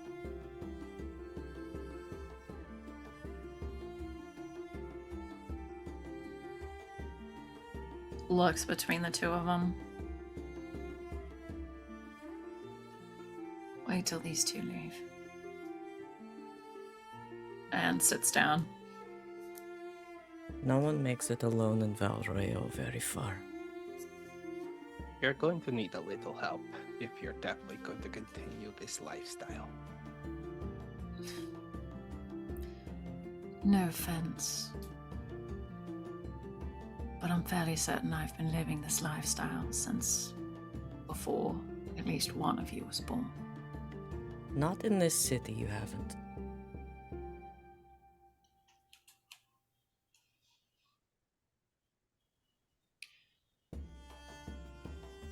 want to talk terms, specifics? Wait until they leave. And it doesn't take long. They wrap their conversation up pretty quickly. You get the impression there's not a whole lot else for them to say. The older one tells Kevin, the younger one is like, "They're gonna kill you. You know that, right? You're dead. That's not a euphemism. You're a dead man. You should enjoy your last day in Orlais." The other one, you guys are kind of like surreptitiously still observing. The other one's quiet for a minute, and then you hear him go, "Huh." And the bigger one goes, "Oh, all right, come on. Let's get up. I'll pay for the tab. Let's go get some good wine." And they get up, and they head up to the front, pay their tab, and head towards the door. The older one giving the younger one a kick in the ass on the way up. So, what's your business here? Thievery, assassination? The usual kind of flim-flam, hijinks, social disruption. Don't let anyone that I associate with hear you calling what we do flim-flam. Just a little bit of advice. Well, that is the thing. Flim-flams have its own kind of category, but that's a whole other thing. But anyway. Look, I don't want trouble. If I again stepped on some toes, I apologize. You won't see me here again. No, it's not a threat. It has one look at Garas. Just like, you're going with me on this, right? Garas looks at Venn and then glances at Yasmera. Oh, no, far from a threat. It's just, when new people walk into town, start doing their own thing, we like to step up and offer, what we like to call the game preliminary courses. Basically, if we see that you need a little bit of help doing what you're doing, we like to offer our services and help you educate you in the way things run around here. You would like to educate me? We'd like to be honest with you about the fact that what you read about Orlais in books is very different in practice. And if you're going to show up places, being as obvious as you are, you're going to run into problems for people who are not us. Queen of Stealth getting called out for not being obvious. This is juicy. I rolled better. The numbers tell the story. Numbers, the dice tell the story.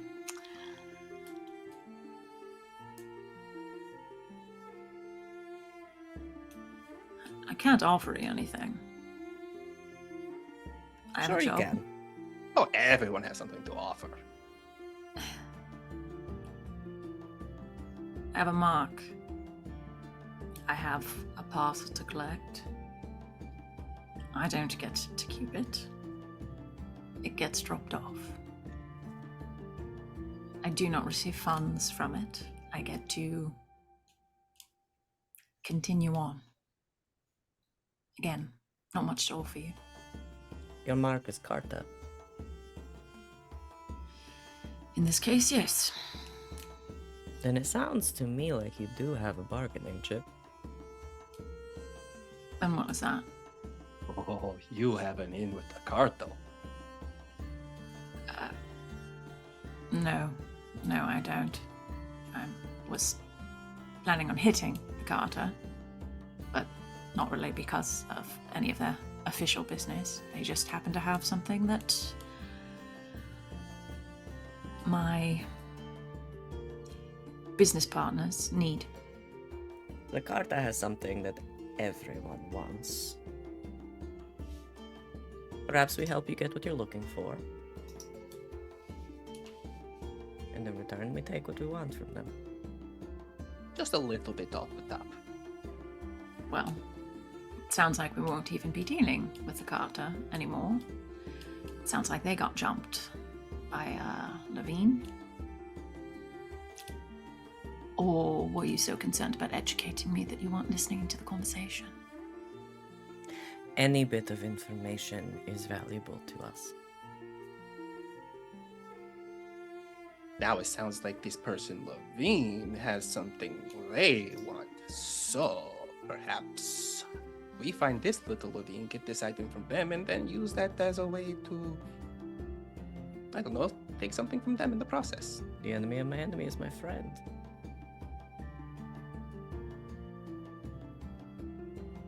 Not bad.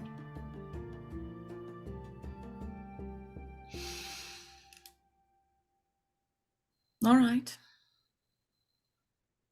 Again, if you're interested in essentially working for free, with no guarantee, by all means. Oh, we'll get something out of it. We always do. Fine. My plan was to head back to the university and do a little research on this name. Care to hit the books? Books. Ultimate books. Then, could you make me a cunning check? You could use Yeah. I'm cultural lore. guarantee you could I have use- none of what you're asking Okay. me to roll. All right, gravy. Is it navigation? Nope. I don't got it. Okay. That's a big 14. It's enough that you've heard the name. Lady Richelieu keeps tabs on lots of people in the city. There's obviously too many for even her to keep track of, and you get kind of a trickle down. But yeah, the Levines are a minor noble family, comps. The elder Levine, the patriarch of the house, is an octogenarian. He's basically on the way out. His son Oswald is not yet patriarch of the house, but it's kind of operating like he is. And who cares? Who's going to stop him?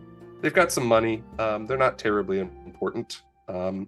However, I will say that you know the address of Oswald's townhome, his sort of his party house.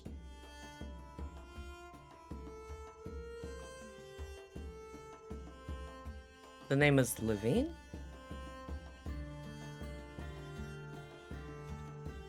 Sorry, That's finish what- your nuts.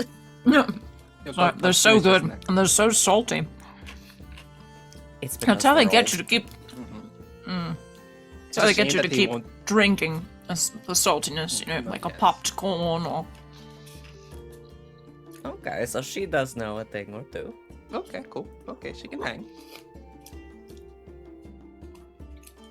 That's what the cynical one said to the young one. Yes, Levine. I mean, I hate to be that guy, but I know them. Oh, I work for a prominent family here in Valroyo, sort of off the books. Minor nobles comtes. The head of the family has been knocking on death's door for the better part of 10 years. Can't seem to get the old fuck to die, but what's his name? Oswald. Oswald. I don't know. I want to say Octavian, and I think it's because I heard octogenarian and like. Yeah, That'll do it. It's like, That'll it's do it. Definitely something. Same.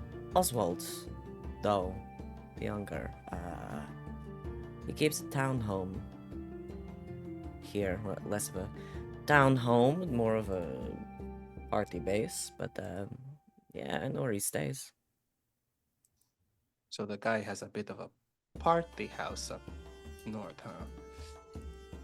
Yeah, it's nothing to sneeze It's- at. It's pretty nice. It's in it's in a part of town that is but it's also like it's that part of town where it's definitely kind of dedicated for the rich children of nobility It's to frat go row. spend their fucking frat row. money. Yeah, Yeah. yeah. Frat Garas row, would know. absolutely. Garas would definitely know that area.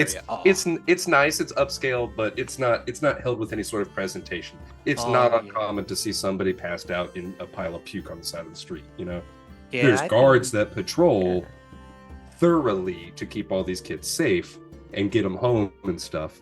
But yeah, Yeah, Yeah. I know that area. I've been to a lot of parties around there. Yeah, I when use a was house over on, rich shithead row. Everyone is spending their daddy's money on ale that shouldn't cost as much as it does. And people like pretty much spending money to make things go away. So, if there's always a party going on, feel And like the- crashing one? Oh, I could get us an invite, no problem. Oh, then maybe we should do the lost violin scan. Oh, I do like that one. Are they going to be empathetic enough to care, though? No, I don't think so. Oh no, that means we could definitely do the wayward puppy. We could do that, or we could do the exchange student.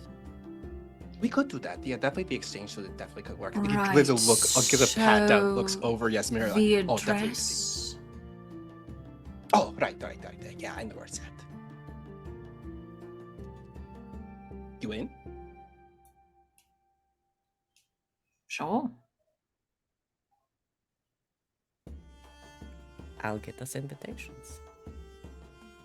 All right. wonderful. I love it. Do you have an alias you like to go by? That's the alias that I gave you. No, I What's don't on? remember. I don't remember it at all. I don't remember either. It was. Hang on, let me go. It's in the stream. It's in the. assets. It is. Let me pull up all of my great files that no one gets to see. Yasmera. Oh, Giza Razak. Giza Razik. Okay. Giza works. Alright. I guess we'll see you in a couple of days. I'll leave your invitation here with Carter. Sure. Sounds best. Well, I have an early day of classes, so I'll see you in a few days. Looking forward to it. Welcome aboard, Yasmera.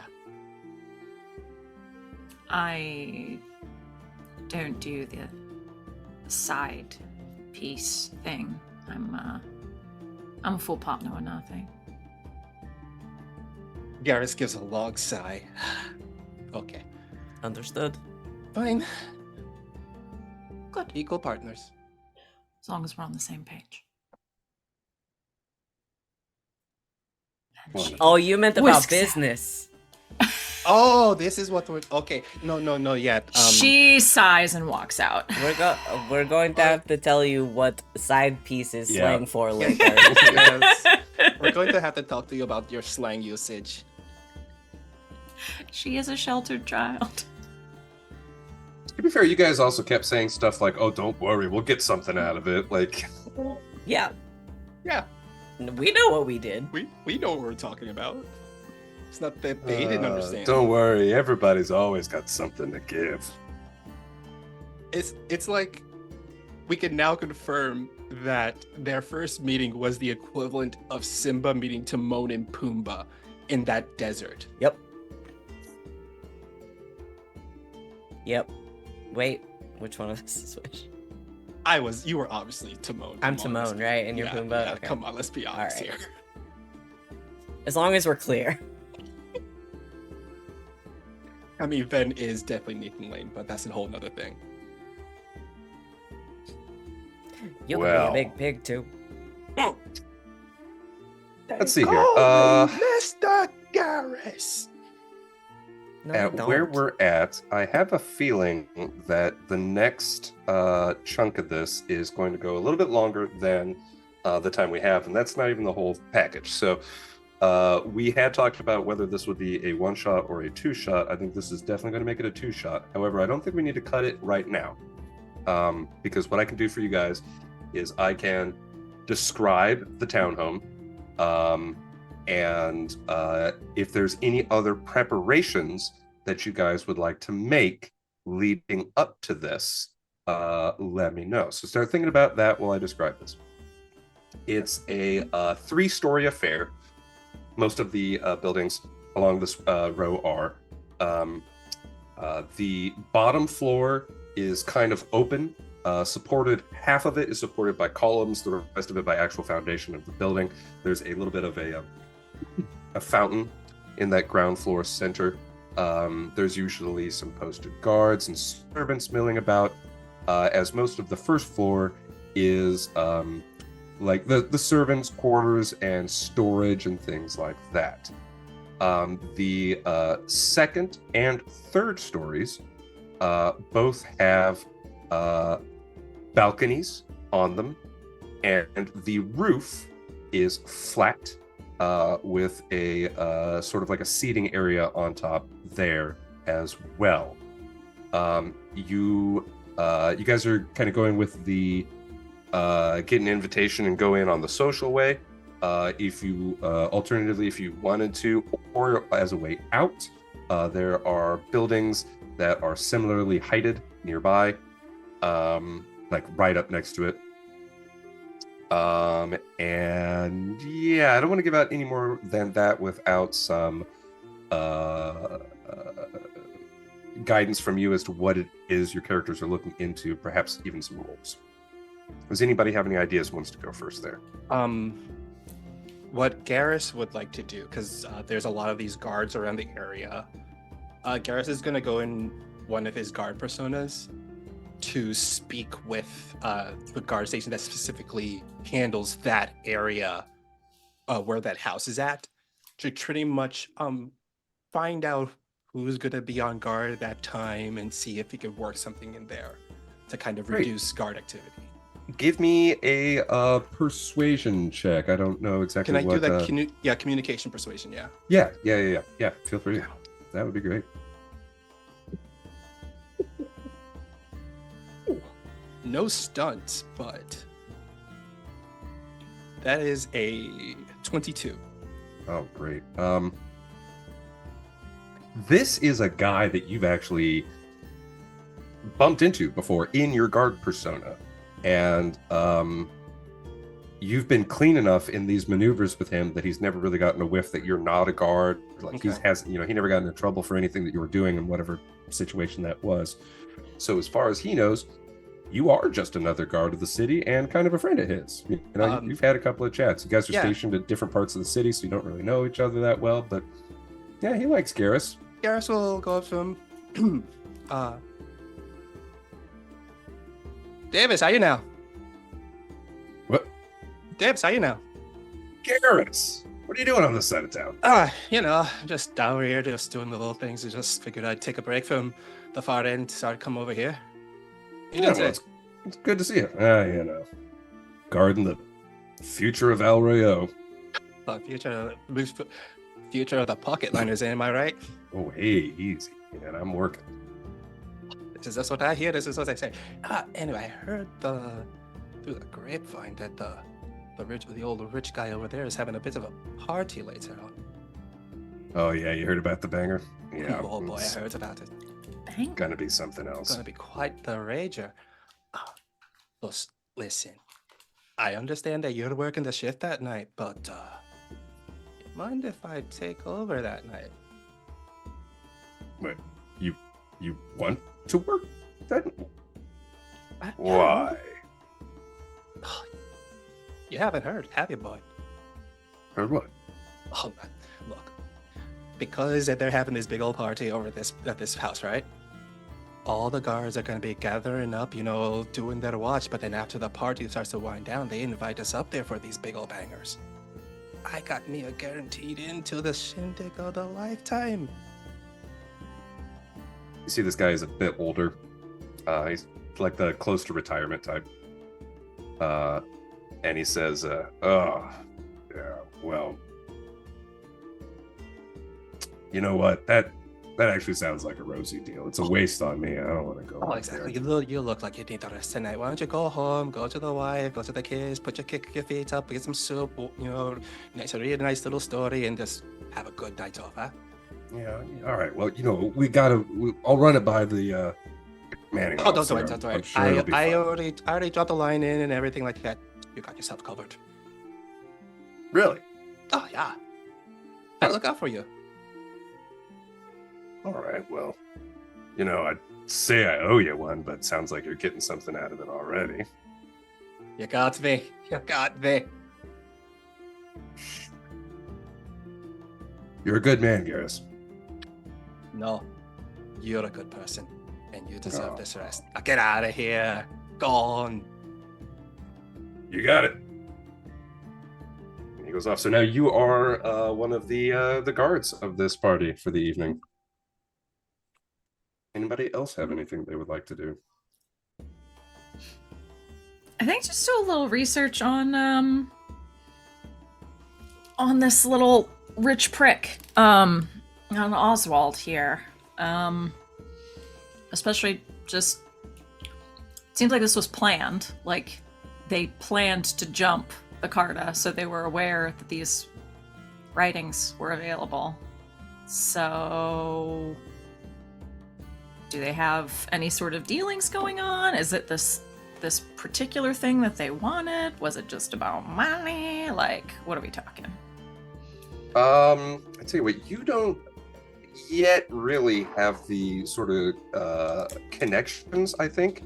However, if you might learn something by getting a bit more information about the scroll itself. That might illuminate something and could easily be within your research. You hit me up with that roll, girl. And actually, because I know we don't typically do the research thing the way the book says it, it's going to be an extended roll. I need to pull it up. So go ahead. Are you telling me you learned the rules to this game? Wait, we actually have rules to this thing? Yeah. Let's see. I gotta find it. Go ahead and make your first roll while I'm tracking that down. It's a good roll. It's the best roll. Oh. Really? Oh. The Fenharel number. Yeah. So trip 6 plus 9 is a 27. That is wonderful. Okay. Here we go. Look at this nerd go.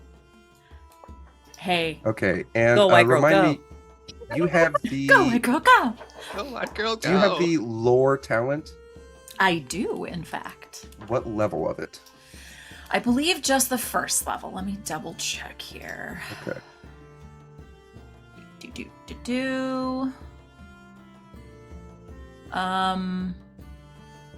When you make a successful cunning test, the GM can give you an extra piece of information. Huh? Cunning research test is part of an advanced test game. Okay, I'm gonna look up that real quick. And you do just have that in the novice form? Yeah, just the novice.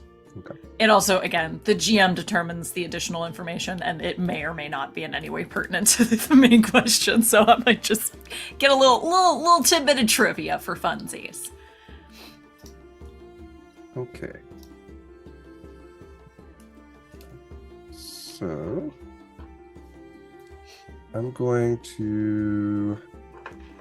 You are using the university library for this, correct? Yes. Excellent. Great. Okay, I'm going to set the difficulty.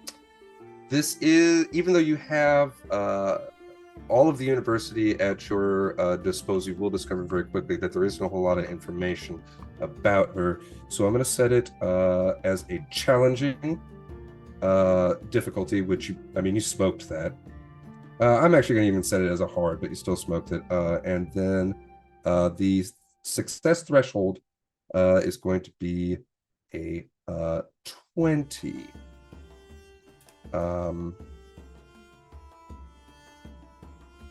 And I'm going to say that it takes you 4 hours per roll. So you could really get in 2, you could maybe squeak in a third per day and not let the rest of your life suffer for it. There's 2 days until the event. Okay. So on your first roll, you got trip 6s, right?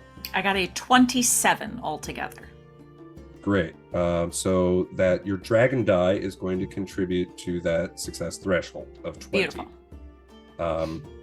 So you're already a good chunk of the way there. If you want, go ahead, make some more rolls. I'm going to speak with Venehn while you're doing that. Cool. Figure out what he wants to do. And just keep track of those separate rolls for me, please, and I'll come back to you in a moment. Venehn, how do you prepare for this dang? I'm getting a date to the party. Brilliant. Not the man, not the family man himself, but like one of his buds, one of his inner circle, one of his friends. Okay. Yeah. This guy is Oswald Levine is, in his 50s, but still has the tendency to act like, like you guys called it out, like a frat bro around his friends. He's not particularly handsome. He's not very good with the ladies. Most of his buddies are some socially awkward, neckbeardy types. What you're saying is this is going to be extremely easy. It'll be extremely easy. It'll be extremely easy. It's going to be very uncomfortable, but it'll be extremely easy. It's my job. So what kind of roll would you like to make? How about? And I think the level of your roll, like how good you do on this roll, will determine how pliable and easy to get around and get along with this person will be. Like how much, if you roll poorly, it will reflect someone who is kind of all up in your grill all the time, wants you to be the arm candy. You won't get to move around as much, or you'll be more easily seen as it happens. Or is he like, yes, go tell everyone you're my boyfriend? I love that. And that'll be a high roll. That'll be the high roll. I'm thinking persuasion. I'm thinking communication persuasion. That sounds great to me. Just Go a ahead and make that roll, real. please. It's a real. You definitely want to take me to this party. I mean, look at me. Well, that's good. Okay. 20. 20. Do me a favor. I'm not going to come up with this person yet. Could you just note that somewhere, either in a message between you and me, or in the Red Jenny Discord? Yep. And before we play next time, I will get that guy fleshed out for you. Will do. Before I come back to Yasmera, is there anything anybody else wants to do with the remainder of that time? I'm thinking about doing just like a good old fashioned skulk around, sort of case the joint Stakeout. type Stakeout. thing. Okay. I'll come back to you on that. Yes. What do you got? Total of 4 rolls to get to 20. So the first roll was a 27, 6 on the dragon, 22, 5 on the dragon, 23, 6 on the dragon, 22, 4 on the dragon. Okay. So it takes you all of the first day to start even just piecing together little bits, references to her. She was let me pull up real quick.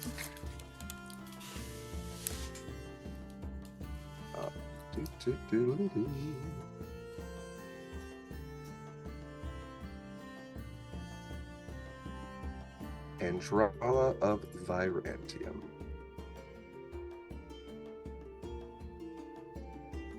Virantium was a province in Tevinter. As I already stated, she was a Tevinter magister. Let's see. Yeah, and so on that first day, you don't really get a whole lot. Again, it's just really just finding references, and then by the end of that first day, you're like, okay, I've got a list of references. Tomorrow, I'm going to come in I'll find all these books and I'll see if I can pull anything out of that. And what you pull out of that is that Andrella of Virantium is a very pious mage, dedicated her life to the study of blood magic, while being legal in Tevinter, especially at that time. It was still kind of looked down upon.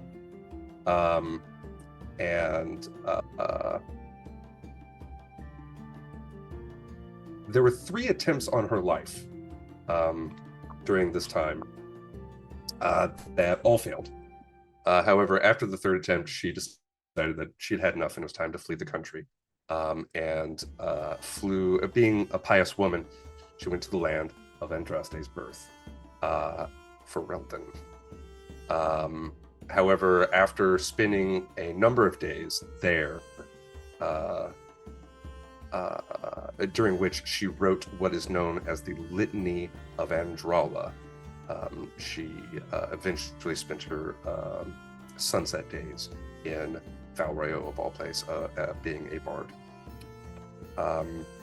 You don't find much of anything about the Litany of Andralla. In all of the books that you find here in the University of Valrayo, it is particularly pointed out as being heretical, and don't go look it up. So of course I'm going to go look it up. You don't, but that's just the thing. Even with your excellent roll, the university itself just it's like redacted information. It is information that has been purposely erased to keep anyone from knowing about it. And that's the extra little piece that you get from your cunning talent. It's not so much an extra piece of information, literally, but a sort of intuition that, and it's not uncommon for any nation to do this, fantasy, real, or whatever. Like, keep certain pieces of information hidden, but this is that's what you can tell, is that this, whatever the Litany of Andralla is, Orlais don't like it, and apparently Tevinter don't like it either. So that's weird. Interesting. So quite possibly what I'm trying to snag here is the litany. It's possible. No, I'll definitely describe it as some of the writings of Andralla, so it could be the litany. It could be some other tangential thing to her writings, but yeah. Okay. Venehn. Staking this place out is pretty difficult, and I'm going to say that I'm going to go ahead and give you a little bit, and I'm not going to make you roll for it, because we're starting to get close to time, and I want to make sure to get time in for Stars and Wishes, but you managed to schmooze your way up onto the rooftop of a nearby building, making some party friends like the night before, some different folks, and it gives you a pretty good clear view into the 2nd floor balcony. So you can see kind of into that main room. There's the room that is adjacent to that balcony on in Levine's townhome. It's a large lounge area. There's a series of couches. There's a couple of granite water wall pieces. There's a fireplace, and you would guess from that sort of layout and the general size, you can tell there are several other rooms to this place. It's not just like one room on each floor, but this is probably the party hangout spot, or at least one of them. You can't quite get high enough to see through whatever the 3rd story balcony has inside of it. Okay. All right, before we wrap up, are there any final questions? Is there any last little thing that you want to try to get in there? And if there's anything that you think of before next session, before we play again, that's fine too. I just want to, if there's anything that I just want to give you guys the opportunity now, if there's anything that you can think of that you want to get in there. Are the Levines religious? That's a good question. I mean, on their face, every noble family in Valroyo is religious. Yes. I would say the Elder Levine definitely is. You don't really know a whole lot about Oswald now, like if the party's sharing information and stuff, which I imagine you will for the sake of the mission. Oswald, lip service, and I mean, like, guys usually too hungover to go to the chantry anyway. Yeah, like shows up still drunk to Easter service, that sort of dude. Yeah. Okay. Yeah, and maybe leaves early, you know? Got it. Yeah. Okay. It looks like, I think I'm good. Yeah, I'm good Yeah. also. Good. great. Well then, guys, episode 51, we did it! Everybody We clap! did Give a close round of applause. We did it! We did it. So good. Mom, 50 more episodes. Hi, be Mom. We proud did of it. Mom, I him. did We're so proud of him, We Gene. did it. Did it. Bye. All right, let's do our stars and wishes, gang. Oh boy. So Do we want to good go in stuff. order, or do we want to just fire off? I don't mind going first. Do it. It's kind of my thing. Yeah. My star is gonna go to Sid and Yasmera, because I know deep down somewhere, Sid, you knew that we were gonna be hitting on you.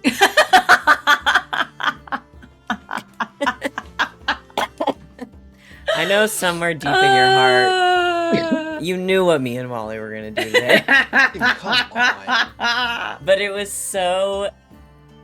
And again, like, I think both of us, like, tried not to be, like, weird and gross about it. Like, No, it was I wasn't kidding when I said it was heartwarming. but the way that you sort of, like, handled it and responded to it, and the way that Yasmira responded to it, were both incredibly on brand. And it just, like, it was such a fun, like, back and forth interaction where, like, everybody in the room thought they were the coolest person in the room. And then finally at the end had to be like, God damn it, okay, All maybe someone right. else does know something I don't. And I think it's just like it's the perfect sort of initial interaction for the way that this group inevitably turns out, because we sort of know how they've turned out over the next few years. So it was great. It was wonderfully played. I thought it was really fun. My wish.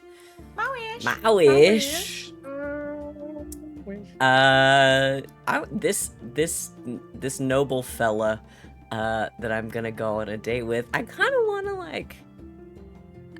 to get him on our side for a little bit.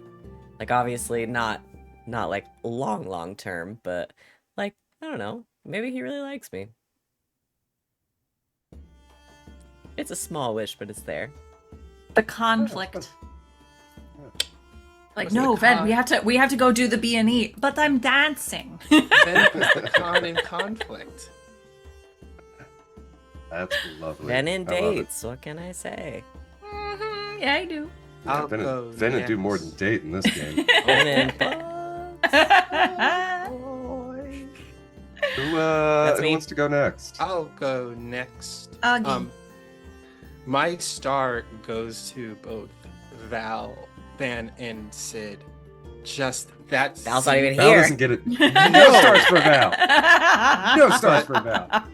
I just loved that whole initial interaction with all three of them, because it I just saw the scene in my head of like the most like Disney, you know that moment in a Disney movie when the main character is at that low point, and that's when like the comic relief character finally makes the intro into the movie.